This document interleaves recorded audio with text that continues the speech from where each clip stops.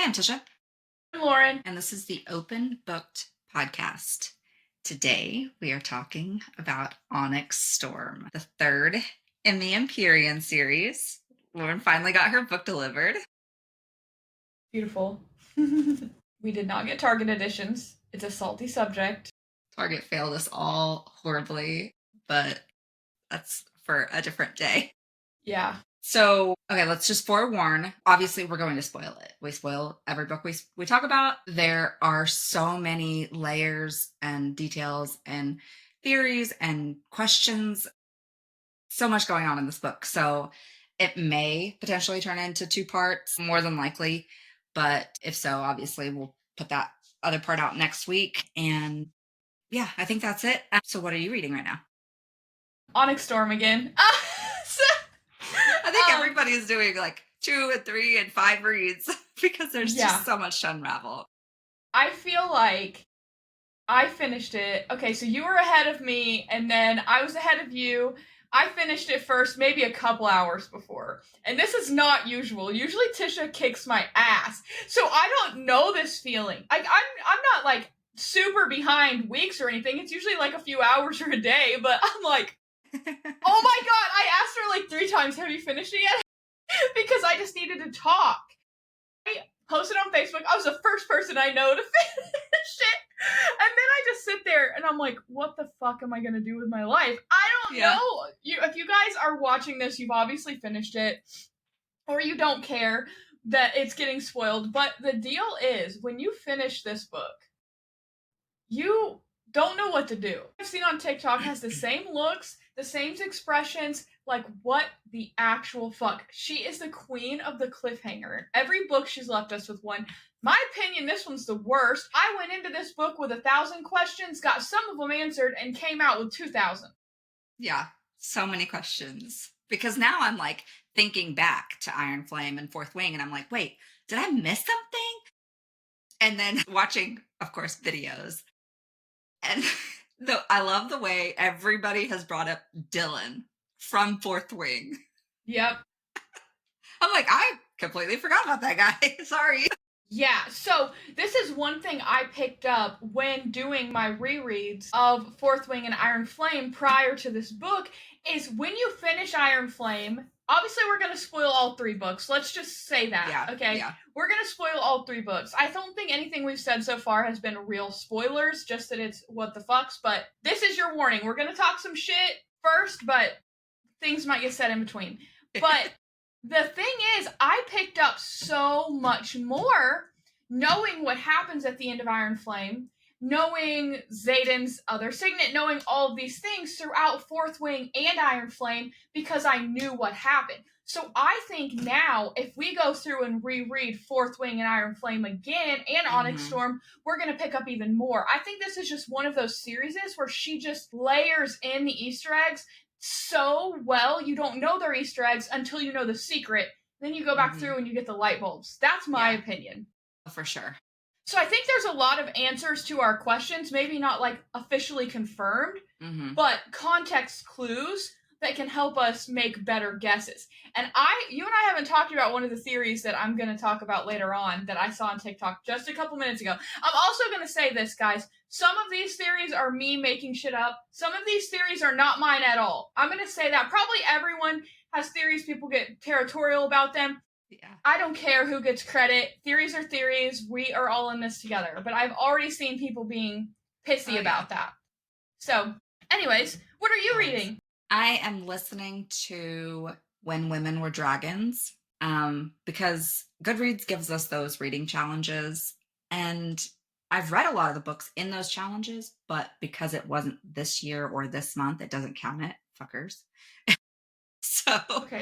So this book is one of them, and it's really good. It's kind of historical fiction, obviously, with a scientific fiction, magic element to it, being dragons, but it sounds very clinical. I think that's a lot of just the way it's narrated, because I'm listening, of course, but it's also very interesting and very much of the women are magic and have been, through the ages. And they've always been told to hide it or tamper it because it's scary. So that's what just kind of the history of women becoming dragons or just becoming too powerful. Okay, so this time I'm looking and I'm like, what the fuck are you talking about? Okay, I have found the challenges you speak of. Mm-hmm. And now my competitiveness says I cannot not get all these fucking bookmarks. I was like, fuck, why? It tells you what books qualify for it, so that's how you found that book? Yeah. Okay. I've only gotten one so far, Buzzy Books, and I'm assuming that's for Onyx Storm. I had it before Onyx Storm. Okay, it's from, let me see.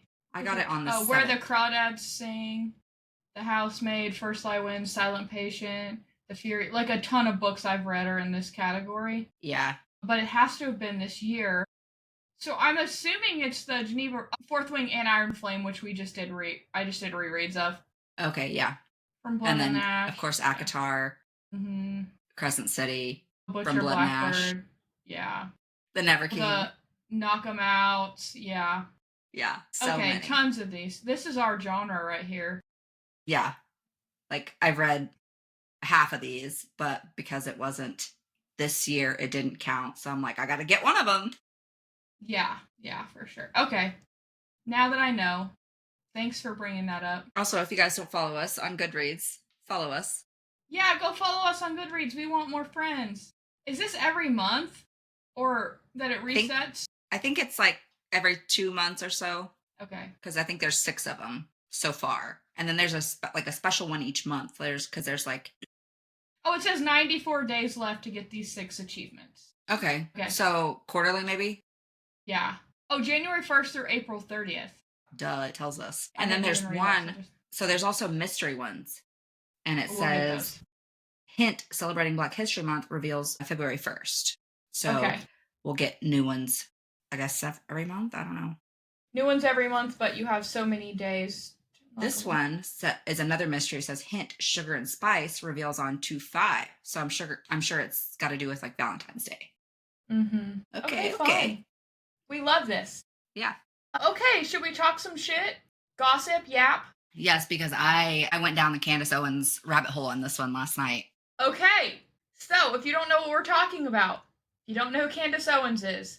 She ran for president against Trump in 2020, right? She was one of the Republican people.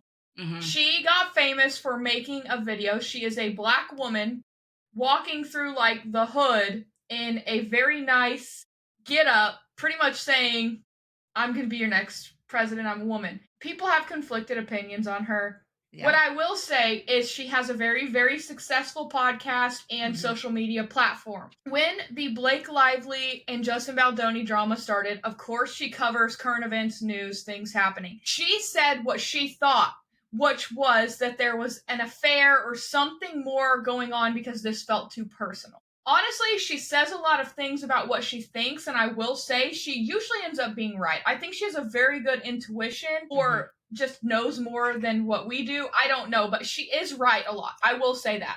Mm-hmm.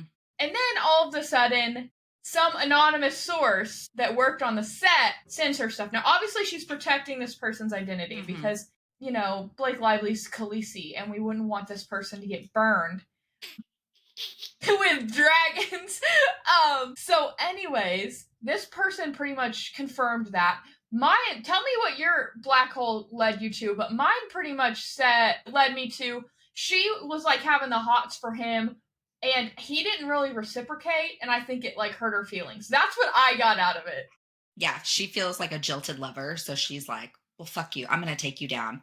And of course, Ryan is very, very possessive and jealous. And that's why he started showing up on set. Wanted to watch the dailies. And then they had this huge blow up fight. And then he was there every single day for filming. And then he took over the whole campaigns and all of this stuff. So, and it was funny because I think it was Friday night I saw, and I might have sent it to you, a video where this woman's like, hear me out, because this is crazy. But I think, and I'll try to find it again and link it. She's like, I think between these text exchanges that we're seeing now, she's like, what if one night at midnight, 2 a.m., whatever, he gets a chance to respond to a text message And then she's asleep or something. And Ryan just picks up the phone and he's looking and he's like, what the actual fuck is this? Like all of the kind of innuendo in some of her messages, the winky faces, and all of this stuff. She's like, what if Ryan sees these text messages and he gets super jealous? He freaks out. He goes to the studio. He wants to see the dailies where he sees something he doesn't like, whether it's in Blake, whether it's in Justin, nobody will know. But they have the blow up fight, and then he's showing up every day. And I think that says a lot, both about Ryan and about Blake, and what they allow in their relationship and how possessive he is. So I think we're all seeing, because I mean, that's how he met Blake, is on the set of a movie, and that's how they fell in love.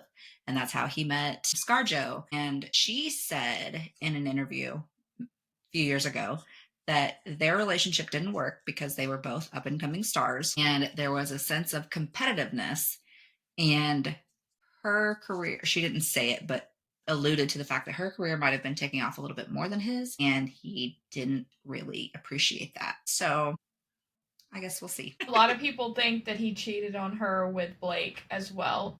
Mm-hmm. Ryan has told the story about how, like, they actually, like, they were on the movie together, but they went on a double date with different people. Mm-hmm. And he said that he felt terrible for the other people because it was just them two talking the whole time. And I've always wondered who those other people were, but he said that on an interview. I saw it. That's why I'm like, oh, was it Scarlett Johansson? Like, or did they break up? And yeah, did they break up and it was somebody else? I don't know. But yeah, no, it's getting really dramatic, and I just want to say this. It's usually the women who have to be so outspokenly feminist, big bad queen bitch, boss bitch that have shit like that. I'm just saying. The ones who aren't saying anything usually are in healthy relationships and don't feel like they have anything to prove. It's the same thing with any situation you put it in. Usually the one who's crying from the mountaintops is the most guilty because they feel like they have something to prove, or they're overcompensating or something like that. Yeah. Which I find interesting. But yeah, no, I think we've very clearly set our stance as Team Justin here.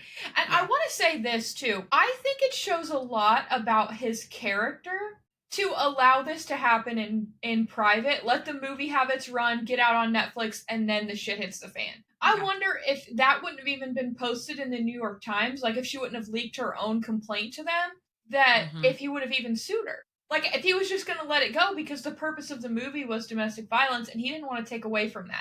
And right now, if I was Colleen Hoover, I'd be pissed. Number one, she's deactivated her social media. I don't know if you noticed that. I saw that. If I was her and this is the story of my life and it is turned into a Hollywood drama gossip fest, I would be livid. She has four other movies. Okay, we have Reminders of Him.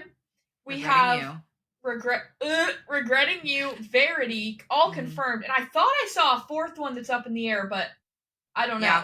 I can't remember. Oh, the pilot one that we love. Oh, Ugly Love. Ugly Love. I think I saw that one.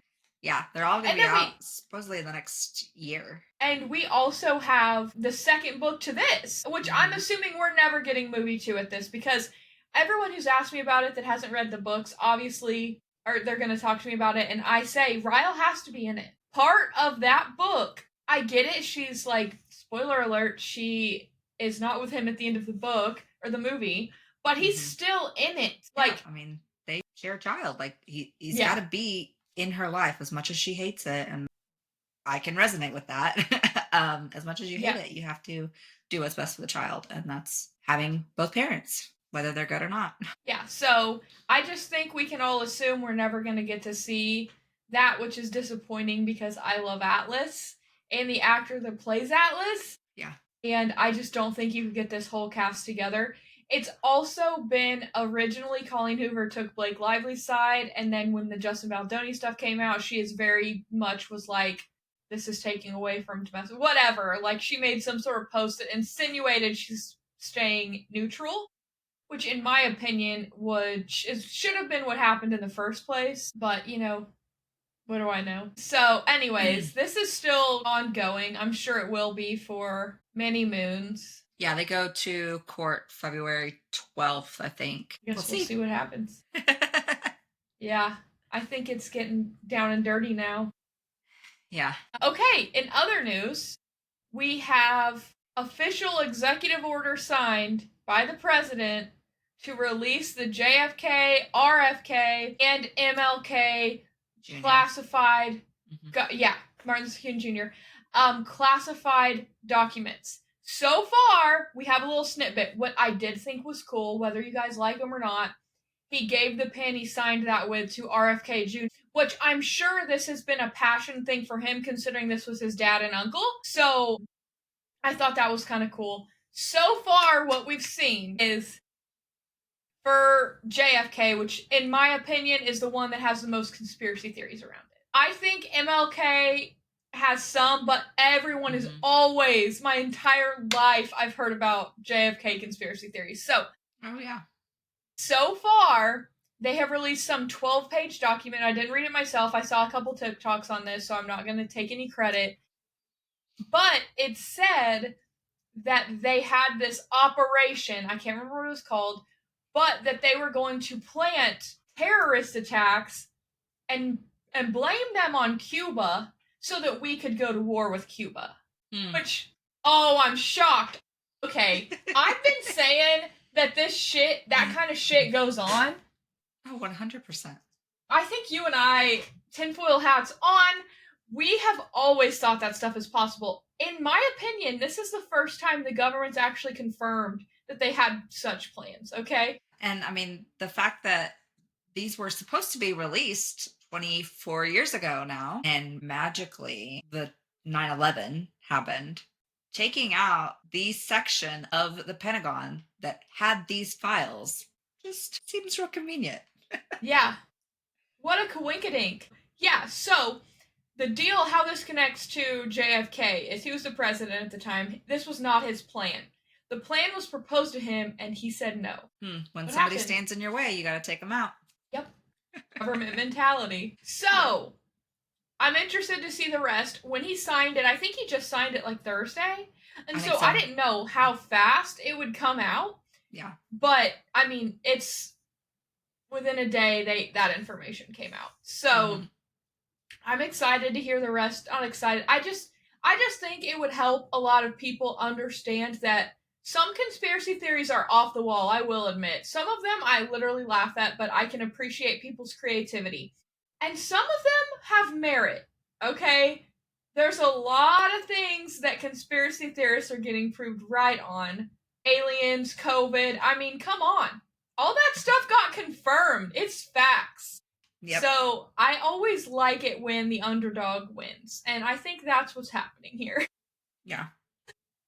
Yeah, so I know, like, I had a personal experience, I had an instance last week on vacation with how much our beef with Cuba is. So when I hear this, I'm like, okay. So I was in St. Thomas, which is a U.S. Virgin Island. We took a boat one day to Jost Van Dyke, which is a British Virgin Island in Northern Ireland, okay? And the captain on our boat told us, if you buy any Cubans, smoke them there, and do not bring them back to the U.S. Virgin Islands, talking about cigars, okay? And, you know, Cuban cigars, if you don't know, are known to be the best cigars, right? They are illegal. True Cubans are illegal in the United States.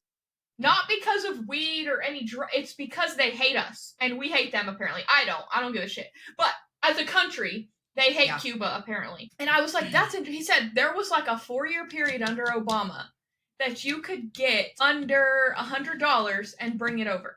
So he had a personal situation where he had a group of people at the British Virgin Islands. She bought Cubans to bring them back after the law was changed and had issues with the U.S. Border Patrol because she had brought some cigars. Not weed, not any illegal drug. It's literally cigars. It's wild.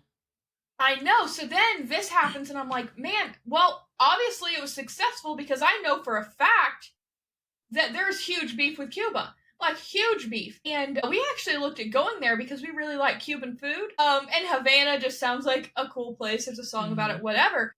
everything I read, it has like the top travel advisory for Americans. Like, don't go there. It's so cheap, but it looks beautiful. Great food, culture. I'm like, why do we have this beef? Like, I don't have a problem with them. I don't understand. But then this comes out, and I'm like, okay, this is maybe they knew that they were getting set up. Mm-hmm. And so that's why they hate. I would hate us too if we did that to a random country. But I don't know what's going on. I know that Cubans were very known in like mafia mob shit in Miami area, because that was Miami was specifically mentioned in this 12-page document. Yeah, and it's still somewhat dangerous just to be in Miami near the ports, and if you're on a boat, like, it could be taken over at any time. That's wild. Yeah, so it's interesting that this is back in the 60s. Yeah. And they're still ongoing. It just shows how, one thing can affect generations to come. Yeah, it's wild. I'm excited. I'm interested to hear more. I want to know the full story. So hopefully we get that soon. For them to declassify stuff on Martin Luther King Jr., there had to be more to it. I thought it was just a random racist person that shot him. That's what I was always, but... No, I think he was becoming too influential and he was going to actually make positive change, and somebody didn't like that, so... Yeah. I guess time will tell. Maybe we'll get some more alien info. Maybe we'll get the actual pictures from the ocean, not just Congress talking about it. I've seen so many videos of the aliens, like, what did we do wrong? Like, we let them know we're here. Do they not like us? Don't go over the South, guys. Don't go over the South. Don't go to the Gulf of America. Okay, should we get into Onyx Storm? Yeah, let's do it. Okay, we've already said this. We'll say it again. We are going to spoil the shit out of this book, Iron Flame, Fourth Wing, any interview Rebecca Yarros has ever done, any TikTok ever made. We are spoiling it, okay? Yep. This is your warning. Turn around and then come back once you finish it. Or if you don't give a shit, you're welcome to stay. These names are wild, and I call Thermopolis, because I cannot say her name. Theophany. Theophany. I'm sorry. Sorry, Rebecca. I absolutely love you, and this book is 5 stars, but that name is trash. Thermopolis. Okay, so I was telling Tisha before we started recording, I organized my notes very, very differently for this, because this is a special book. Mm-hmm. And my brain worked very differently on this one, because I wasn't just reading to enjoy, I'm reading to figure shit out. I am treating this like a fucking project that requires me to graduate, okay? Got the tabs in the book, I clipped things through the audiobook. I'm rereading on paper with stickies, okay? I am taking this very seriously, as I see on TikTok, Instagram, talking to Tisha. Everyone is. Okay, so you have created, Rebecca, if you're listening, I hope you're listening, you have created a cult. And it's amazing. Yes. A very loving, welcoming, obsessed with Xaden cult. Especially Ben and jealous Xaden. I'm just gonna say, chef's kiss. Yes. Chef's kiss. Okay. So, the first category, which we've said this again, we might have to do 2 parts because of how this is separated. If we get to that point, we'll just say, okay, guys, we're going to call it for the day, and then we'll record next week. But I broke out all of the reveals in this book that I felt were significant. And I may have left some out. I may have put some in there that other people don't find significant. This is my personal opinion. The first biggest reveal was in chapter 12 when we found out that the marked ones have second signets. It hurt like hell to swallow and tell my husband that he was right. He has been preaching this, okay? Yeah. Say this right now. My husband was actually right about a lot. He's really smart when it comes to this stuff. And I hate to say it, but I'm really interested to hear his Onyx Storm theories after he's had some time to think, because like I said, he was right a lot. Yeah. Coming out of Iron Flame. Yeah. So, I know I was like, let him figure it out on his own. Yeah, she did. She texted me. She's like, fucking Jesse was right, or some shit like that. Okay, so that was the biggest reveal. Violet's ex being the prince. Okay, that kind of shocked me. When Auric made the comment when they were trying to figure out the password, and like there was something there that I was like, okay, they've obviously known each other a long time. And Dane was even like, they all knew that she dated him. At this point, I was like, oh, we're about to find out about an ex. That was a nice little Easter egg.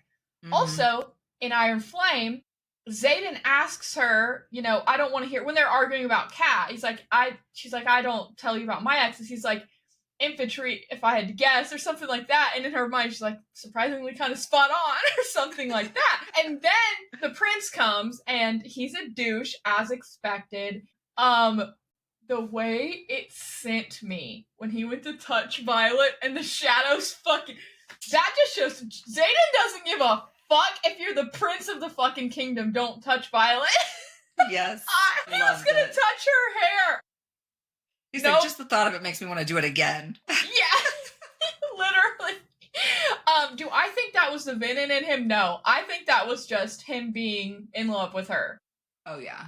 Also, another note that I didn't put in here that I felt was a big reveal was that it seems like their relationship obviously felt much more serious in this book. We find out why at the end, but the amount of foreshadowing and comments he made about, like when they said the term girlfriend, and she says like, he's not my boyfriend, and Riddick goes or some shit like that, and he in her mind says like, yeah, that's much too casual for what we are. And then like all of these other like Duchess comments, like you can just tell the vibe in this book is much more serious, because in Iron Flame they were very clearly fighting most of the book because she felt so, I don't know, I feel like they're very, very clearly fighting. They were fighting their emotional attraction, because they're like, this is clearly something too deep for both of us right now. Yes. So, yeah. And then what's he call her at the aisle? Consort? She's like, consort. We are not. Yeah. He's like, well, it gets you in the door, so. Yeah, no, and then, oh my god. We'll get to this part, but when he's at the dinner and they're talking about marriage, he's like, yeah, I agree, drop the papers, Sorengale, 2 R's, lifelong contract or whatever. I'm like, loved it. Yes. Loved it. Okay, Violet's, this is the next reveal. So we've talked about the 2 signets, we've talked about Violet's ex being the prince, entering. Also, LOL at him being carried around in a basket. Nice touch, Rebecca. I died. Okay, now we're going to talk about Violet's second signet. This was the biggest thing coming into this book that readers wanted answered. Okay? Yeah. They wanted to know what it was. Especially since Rebecca Yarros, being the little teaser that she is, told us that it's happened. Okay, I'm conflicted on this. Okay, my first thought was, that's kind of weak. And then the Irids make the comment about the big power you've given her. Then the more I think about it, the more I realize she could touch and do shit. She could kill people in their sleep. Yep. And they wouldn't even know. It'd be undetected. Also, it's a form of intrinsic, so if she tells people, she dies. So it's another situation. She has to be quiet and pretend like she doesn't have a second signet. But also, I like that it's something that we haven't seen. I liked that it was something new that not everyone has. Like, she could bring out, they could do another shadow wielder, or she could be a, you know, it's just something new. It's something new. And I did like that. And then going back through and thinking, yes, she has had dreams before that seem like they're hers, but they're not. Yeah. And they very clearly talk about her nightmares that she struggles with. Yeah. And they're not hers. They're other people's. That's why she doesn't know how to control her ability yet. Yeah. But who's going to teach her, because she can't tell anyone. And now Xaden's MIA, so she's going to have to work with Andarna, Taryn, figure it out, I guess. If Andarna that's a question. Yeah, which the sage kind of addressed that. What did he say? He said something to the effect of, I thought you would be a quicker learner. And that's when, like, in the next dream, like, grabs she him. She can't wake herself up, so she's like, well, I'm gonna wake him up, and then it'll end the dream for both of us. Yeah, so he's a dream. That's what I've been seeing on TikTok a lot. I can't even just credit one person. Yeah. That he is a dream walker as well. and he's very, very good at it. And that's ultimately going to be how, I don't know, then that just me talking through this opens more questions that are on my notes. Yes. If she kills him, time. does it kill all of them? Exactly. It might not. I think Auric Yeah. has, we'll get to theories, sorry, but I think Auric has a master plan of, he says save Tyrandor, he drops hints, Auric knows what's going on. We need an Auric chapter. We don't need a Rhiannon, we need an Auric. No offense. I love Rhiannon. I need an Auric. Yeah, I think even in place of the Imogen chapter, like the Imogen chapter just didn't make sense to me. But I listened to this TikTok right before we started recording where someone laid out the Rhiannon chapter. They're all happening simultaneously. Yeah. Okay, so Violet, Xaden, Rhiannon, and Imogen all were happening simultaneously. Mm-hmm. And if it was a movie, if they made this scene when they get to this in the TV show, it's going to be a lot clearer to see because you're going to be able to flip and see. Like, they do that in movies all the time, like the Avengers. They're all fighting in different places and they bounce around, and it makes sense. In a book, it's hard. But this person does not think that the new brother is Garrick, Bodhi, or Ark. She thinks that it is, God, I don't even remember who. Brennan. She thinks it's Brennan. Okay. Yeah. Brennan is a big one I'm seeing now that people are digesting because I'll tell you her receipts. I need to find it and we can link it or whatever. But yeah, she says that in these different chapters, she lists every chapter and it mentions these people. Like, it mentions Bodhi is hurling at the ground, retching. This is at the same by his dragon. Kath is cornered. Imogen is looking at the sky. All of these things are happening. She's looking at the sky, and Garrick is running a different direction.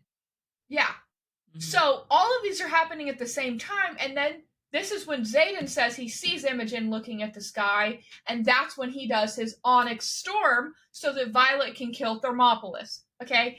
And so that is all happening at the same time. Everyone is accounted for, except we think Brennan's gone because he saved Mira. But I was like, what about the last chapter when Brennan's there and everybody's missing? Blah, blah. This is what she thinks. The distraction. She thinks that they're all this, it's all this plan, right? That Auric is one of the missing people, which we agree he is. He has the dragon eggs. He was there with the quest squad and is going straight back to the Isle of the Dune worshippers to give those eggs because he knows they're the key. Okay, he also says you have to blah, blah, blah to save Tyrandor. He says that. I think he's talking about intern Xaden. I think that's what that means. Okay, then Brennan is like trying to see what she remembers. It's the way she's portraying this. He's like, where's Xaden? Do you know where he's at? Like, he knows more. Yeah. He's testing her to see if Imogen really did wipe her memory because he knows it's about to be a full-fledged investigation.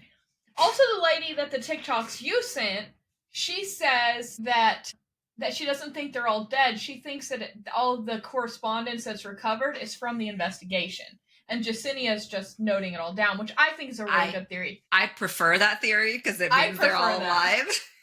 Yeah. No, I agree with that too. I'd never thought about that though. So yeah, I think it was interesting. Okay, we got off some topic on Violet's second signet. Okay, next big reveal. Papa Sorengale has some secrets. Which too many. I think which are still not answered, most of them, but I think we expected to hear more about Papa Sorengale this book with, the fable. Like, it's just been foreshadowed throughout both Fourth Wing and Iron Flame. But I still have a lot of questions about his name specifically. Why did it change? Why does it change? A lot of people are saying that, like, because Xaden referenced it, he's like, I could take your name. Mm-hmm. Because you can take the name of the more powerful rider. Yeah. And he's like, I could take your name. And she's like, no. Yeah. So they think that Lilith's last name has always been her last name and he just took her last name. But I think it's more than just taking the last name. I think it's to somewhat hide himself. Because that name is so well known. Mm-hmm. That's what I was thinking too, but then for them to know about Violet, he had to have gone back over there after she was born. So did he just always use that name over there, but then only select people knew? Like oh my god, the moment I at think the he top. just took her to all the islands. You think she's touched by all of them? Yeah. Okay, I think it's a great theory. Which would make sense why she can control the sky. Mm-hmm. And she is the very thing that she wields, which is power. Mm-hmm. And this is on my questions list. Why was she the only one who could still communicate with her dragons on all the islands? I think that it's because Ondarna is just pure magic, which is what the Irids say, and the bond with Ondarna kept her bond with Terran in turn. Like, that's what I think. And the Irids are obviously in that neck of the woods, so. Mm-hmm. Yeah. But anyways, yeah, no. He's got some secrets. I think we're gonna hear more about that next book. I want to know about the grandma's secrets. Same. And Mira obviously it's such a big deal. I think Mira knows a lot. Mira and Brennan's argument obviously got stopped by Xaden. I think Xaden was plotting this. I think Auric and him had talked prior, or he read Auric's intentions, or whatever. And they had concocted this plan, and he didn't want Violet to be privy to what Brennan and Mira were arguing about for her own protection. Mm-hmm. That's why he was like, get out, or whatever he said. I don't know. But everybody's got secrets. Also, the blade that he won back or got back, whatever, that was missing the stone and left. That's the stone on her ring. So obviously he had this planned. Mm-hmm. At least as a plan B. Yeah. Okay, next big revelation. Xaden's mom is an asshole. Yes. Yes. She's an asshole, but she's also very ignorant. I think she plays ignorant. Yeah, that's possible. Because she just feels very simple, like one-dimensional as a character to be like, oh, I couldn't take you. Like he wouldn't let me. And Xaden's like, well, you could have stayed. She's like, well, no, the country was at war. Then you don't leave a fucking child. Yeah. Yeah. I don't know. I don't like her. I didn't like her as soon as she ran up to meet them and she was like, Xaden? And Violet's like, the fuck? She noticed by her looks, though. She noticed the resemblance a little bit. Yeah, no, she's an asshole. The chocolate cake, the memes about Garrick eating the chocolate cake are hilarious. Also, the fact they were just gonna let him die. What pieces of shit. As a test. What's up with these islands and all their fucking tests, dude? Like, insane. I feel like that's very closely tied to religion. Yeah. Yeah, they are very. This book did get a lot more about the gods and religion than the other two. The other two, I only really knew or heard about. I mean, I'm sure they talked about it, but like Malik. Meet Malik. Malik and Dune. Like, because Dune was the god of war or battle or something like that. What's her actual? But the other gods are starting, like the god of luck and all that, are starting to get mentioned, and they were not. So I think it's interesting that we're starting to see more about that. Yeah. Okay, the next big revelation is when we go to the island of the Dune worshippers, and they have silver hair, and there's a girl with the hair exactly like Violet. Mm-hmm. This is also what Mira and Brennan were arguing about from the grandma. There's a lot of evidence in Lilith's diary that they probably should have burned, I think, that they kept, that says something about, I'll never forgive him for what he did to her. It was illegal to dedicate children to Dune. He tried to dedicate her to Dune, and she touched her, but didn't fully dedicate because her path was not set. Yeah. So she was just touched by the god. Mm-hmm. So that was, I say it was pretty confirmed. You feel safe saying that? Oh, yeah. The other gods are still questionable. I for sure think at least Malik. Yeah. A lot of people think that Xaden is touched by the god of love, and that's why her saying, I love you, pulls him out. Yeah. Saved him, and also why he keeps saying, you have my soul. He says it like 4 or 5 times in the book.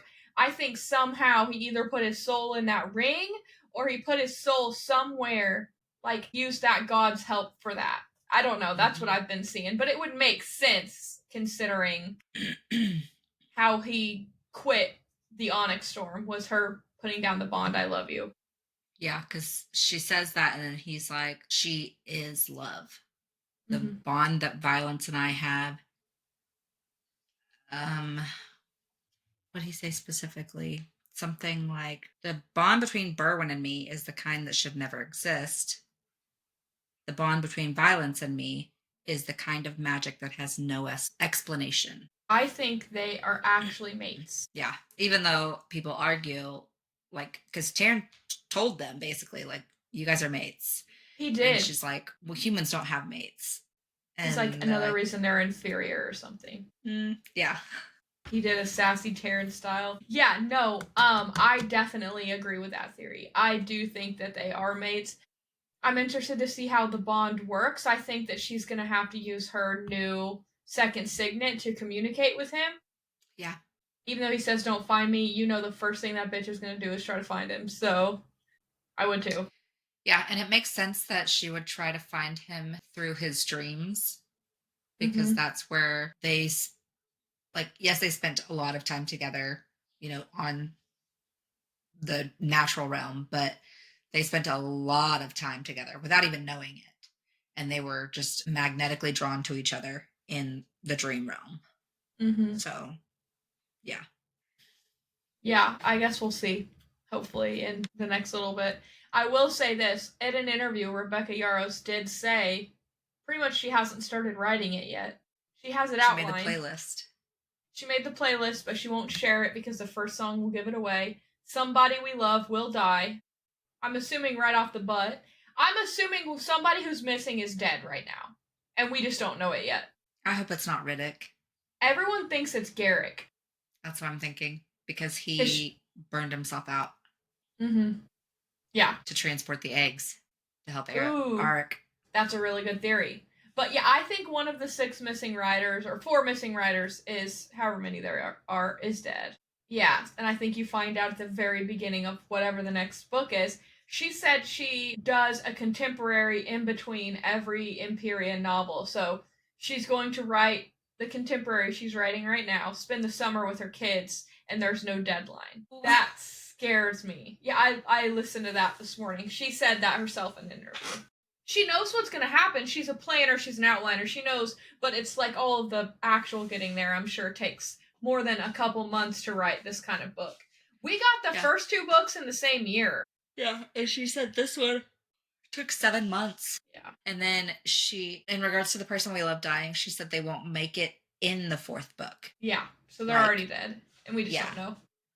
Yeah, because I was like, okay, it's one thing to say they won't make it through the 4th book, but to not make it in the 4th book says everything we need to know straight from the horse's mouth. Yep, and she likes Dane, so I think we can safely say it's not him. It might be Bodhi. It might be Bodhi. It could if be. He's not the brother. I don't know. We'll get to theories. We keep going back to our theories. Okay, next big reveal. Arik is precog. I just want to know how long he has been. It's obvious he has been. We know Xaden isn't in Tinzik, so he's known, which makes me think they've been plotting. Yeah. I think that's a great signet for him. He's a great character. I really like him, so I was excited about that. Yeah. He's very honorable, but also will do what's needed. Mm-hmm. Yeah, he won't hold his tongue back either, which I kind of like. But he can speak all the languages and be... I also thought it was funny that this whole time they have, like, somebody Dane there to translate or whatever, and Arik could speak the languages the whole time. It was like, you didn't ask. I'm like, you fucker! He's like, also it would have made his reason to be here null and void, so... So that tells me he knew that he needed to be there. For some reason that we have not predetermined yet. Other than to be there when she... It's like, he explained you perfectly, Dane Atos. Everybody's like, Mira lost it, I died. Yeah, no, that was a great line, Rebecca. Yeah, no, great. So many one-liners, especially from Riddick this book. We've always loved Riddick, but he was extra funny this book. I have that in some of my favorite moments down later on. Okay, the next big reveal, the Maven, aka, you can say her name. Theophany. theophany. We originally thought the big reveal at the beginning was that they could wield. No one knew that they had their own signets, right? So they thought most of this book that she was the balance to Violet and a lightning wielder. But she's a storm wielder. She's actually the balance to Mama Sorrengail, R.I.P. So, or as she says, Lilith was the balance to me. Yes, so that tells me she's older. Yeah. Than Lilith. We know she's a fallen priestess of Dune. We learn a lot about that stuff in this book, and I think that is meaningful to why Violet is the way that she is. But yeah, no, that was a big reveal. The tornadoes, man, like she's got some skills, and her storms Lilith can continue. Could never do that.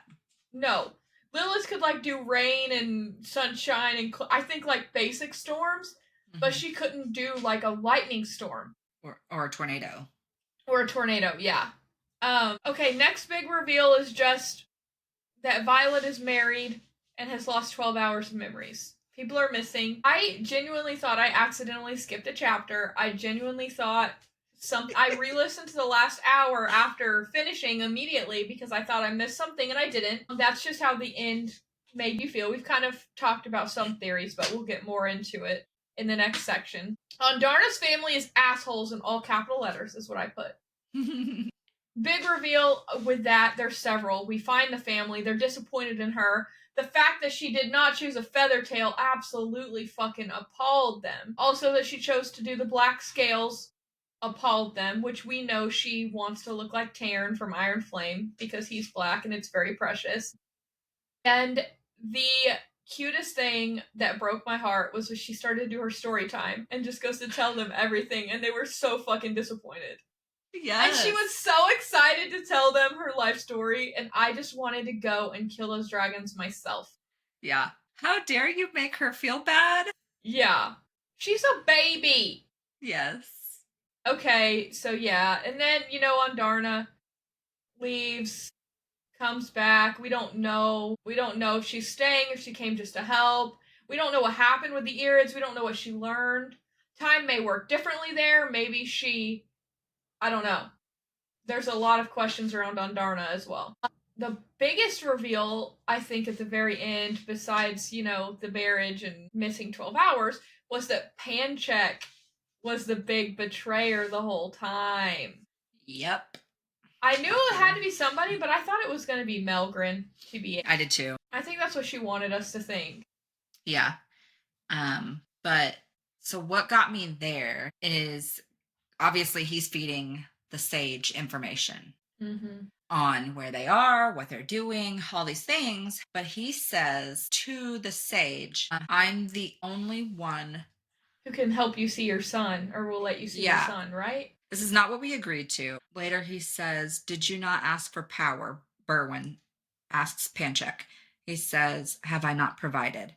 Then Panchek says, put those away. We both know you're not going to hurt me. I'm the only one who can give you access to your son. And Berwin says, I have another. And then desiccates his dragon. And then he dies. So, my question is he talking about initiates as like Jack Barlow? And then he has another talking about Xaden and whoever is the new brother. Or, because brother and son and shit is used out of context in this book. And sibling. Yeah. So it's like, who is who is Berwin's son? I have thought that Berwin is Papa Sorrengail, which would explain his interest in Violet.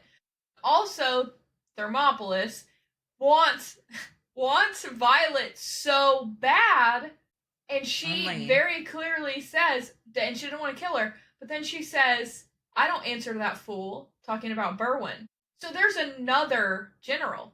Because Berwin's a general. We call him the Sage, but he said he was a general. So there's got to be another general. What if the other general is Papa Sorrengail? And that's why she's like, wants to please him and get Violet so bad. What would make him happier? Or Naolin. I genuinely think Naolin is Venin, and there's probably no one that convinced me he's not. Unless Rebecca Yarros tells me that he's not Venin. I think he is. I think he is for... Also... In an interview, Rebecca Yarros is asked if Brennan's mark has anything to do with Naolan being Vinin, and she said, what, do you want me to just tell you the ending of the book? Or some shit like that. Yes, we want the book today. But anyways, that tells me there's more to it. She skirted around an answer by being sassy, which I love. But also, yeah, and okay, so I also read another thing. The marks they're referring to were from when Dane was touched by the Vinin and they tried to siphon from him. And Brennan obviously was resurrected and showed. They always thought that was a siphon mark. Mm-hmm. Yeah, the rune. Yeah, everyone thought that was a siphon mark. But now people are thinking it's because they were touched by Venin, not siphons. Yeah. Because Sloane touched both of them and didn't leave a mark. Yeah. And the way it was said after, she's like, weird. They don't have a mark on the neck or the hand where she was siphoning. So. Mm-hmm. The fact she made Violet mention it or say it tells me it's important. Yeah. So. Okay, my biggest question, what the fuck is Panchek's signet? It's never mentioned. It's not? No, because Melgren has the ability to sense people's weakness, but Panchek doesn't have one. And Melgren is outcomes of battle. Oh, it was Varish that could detect people's weaknesses. Yes. Google says nothing. I'm on the Empyrean wiki. That's a thing. Panchek, signet unknown, status deceased. They updated this quick. You can click on every person and it tells you all their details. Allegiances, Navarre, Venin. So is there Venin at every for them to specify? So the thing is, what is Panchek's signet? And that is how he is allowing Berwyn to connect to his son, whoever that is. Mm-hmm. So I almost think it's like something to do with like the afterlife. Yeah. And is he saying I have another son, or is he saying I have another that will let me connect with my son? Exactly. I was rereading it this morning. I just opened my Kindle app and I was like, wait a minute. Wait a fucking minute. Okay. So I think this is what everybody is missing. Because yeah, Panchek betrayed everybody and he's dead and good for him. But what the fuck was his signet that he was so important at the college and had all this? To be commandant. Yeah. Oh my god. Okay. I need to decompress. Y'all, the way this series has me in a chokehold like no other series ever has says something. And I'm not the only one, okay? This entire world is taken by the Empyrean series. Rebecca, I think this is like the next Harry Potter. Oh yeah, easily. Kidding. The series and everything that's coming, this is the next, this is our, I say, it's the new version of Harry Potter for us who were kids during that time. Yeah. Like, because it's very adult. If they don't make it adult, I will be disappointed because so disappointed. The scenes are great and you need to have the scenes. It's not too much either. It's not like a quart of, what is the last one? Silver Flames. That one's pretty much porn. This is a good balance of badass, good relationship, like awesome storyline, trying to figure it out, dragons, chosen family. Everything. Yes, they've created this squad. Honestly, if you play video games, you guys will know this. You get to do a clan tag, which is like 4 or 5 letters, where if you're playing someone else, you can see like that you guys are all a group together, that you're a squad. Jesse and I made ours Iron, so it shows we're like Iron Squad. Isn't that cute? I was like, my book people will get it. So anyways, but yeah, I just found this website. It's called the Empyrean Series.fandom.com, and you can click on each character, and it tells you like all their details, quotes. Like this one's kind of funny. Violet Sorengale, aliases, Duchess of Tyrandor. That cat on there quick. Yeah. Violence by Xaden. Love by Xaden. My Home by Xaden. Silver One by Tarn. The One Who Commands the Sky by Venin. Mm-hmm. Silver-Haired Freak by Imogen. They're just funny. Okay, but then it says Servant of Dune. Touched by Dune. Anyways. Lightning Wielding. Dream Walking. It has it all on here. Location, Basgias War College, Ryerson House. status alive. I don't know. It has like all of these. It has all of these links and stuff too. Like this is actually a really great resource. Have to dive in that. Yeah, it'll be on our open booked history. That's the browser I'm in. Okay, so should we call it? We have look at our time, and then we have Oh the my other gosh. one too. Yeah. And we haven't gotten to questions, theories, moments that made me cry, or moments that I loved. Gosh. Yeah. We might have to do 3. Maybe. It's okay. Or 4. We We'll could figure talk it for out. days. We could talk for days. I literally sent Tisha a TikTok that was like this and Onyx Storm conspiracy theories, and it was like margaritas and triple dippers at Chili's. We need to make that happen. Yes. We need to get a group and just go. Because I love hearing what other people think too, because it makes me like that theory you just said to me that I lost my marbles for a second. Like I love that. Yeah. I love that. Yeah. So yeah, we need to set something up. All right. Well, I think that's it for today. We will be back next week with some questions, theories, and oh gosh, moments that made us cry, moments that we loved. So yeah, this could go on for weeks. Yeah. And the more we talk about it, the more we think of and the more we notice. And I'm probably going to reread it another 5 times before I feel like comfortable letting go of it until the next one comes out. The book hangover is real, guys, to the point that you can't cure it. You just read it again. That's when you know you have a book that like got you. When you can't even read another book, you have to read the same one over again. Eventually, I will calm down. I have listened to some other books, but I'm like, I can't literally 99% of the time, something about this book is in my head. And this, you know, if you guys aren't readers and you're listening to this just to support us because you like us, you don't get it, but like, it genuinely consumes your life. And that's what's like, so magical about books. It's almost like the first time you watch Inception and you're like, yes, I know I missed something or a lot of things. Let me rewatch it. It's like when you find a really great movie and you're like, oh, I got to rewatch that really quick. Like, I got to figure more out. This is that. Yeah. 100%. And it's just such likable characters all over the spectrum as far as we got comedy, we have serious, we have the grump, we have the little teenager. We have literally everything in one book. And Rebecca Yarros, you are a queen. We adore you. Seriously, like she has created this world for so many of us to escape reality in. And no, it's great. It's phenomenal. 10 out of 10, recommend. Yeah. So go follow our socials. We're sharing lots of videos that we think are possibilities or just completely off the wall. And then be sure to follow and subscribe because we put out new episodes every week. And we will talk to you guys later. Bye.